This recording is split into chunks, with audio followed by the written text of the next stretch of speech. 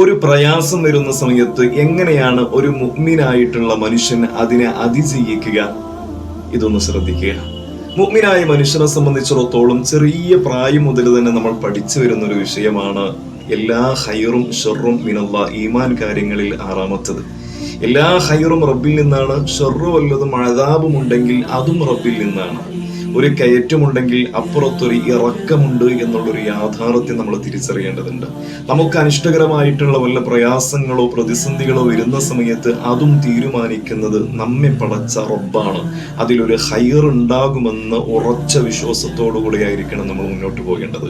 അതിൽ പതറേണ്ടവരല്ല. കാരണം വർത്തമാന കാലഘട്ടത്തിൽ വാർത്താ മീഡിയകളിൽ നിരന്തരമായി കണ്ടുകൊണ്ടിരിക്കുന്നത്, പ്രയാസം അനുഭവപ്പെടുന്ന സമയത്ത്, താങ്ങാൻ കഴിയാത്തൊരു വിഷമം വരുന്ന സമയത്ത് ഇന്നത്തെ സൊല്യൂഷനായി കണ്ടെത്തുന്നത് സൂയിസൈഡാണ്. സ്വന്തം ശരീരത്തെ നശിപ്പിക്കുക എന്ന ഏറ്റവും കുറ്റകരമായിട്ടുള്ള ഒരു പ്രവണതയിലേക്ക് സമൂഹം മാറിക്കൊണ്ടിരിക്കുന്നുണ്ട്. ഇവിടെയാണ് ഒരു മുഅ്മിനായിട്ടുള്ള മനുഷ്യന്റെ വിശ്വാസം അചഞ്ചലമായി നിൽക്കേണ്ടത്. നമ്മൾ അങ്ങനെ പതറേണ്ടവരല്ല. ഖൈറും ഷർറും മിനല്ലാഹ്, അള്ളാഹുവിൽ നിന്നാണെങ്കിൽ ഒരു കയറ്റമുണ്ട് എങ്കിൽ അപ്പുറത്തൊരു ഇറക്കമുണ്ട് എന്ന് വിശ്വസിക്കേണ്ടവരാണ്.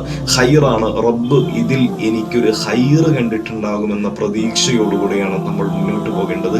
അള്ളാഹു തൗഫീഖ് ചെയ്യട്ടെ.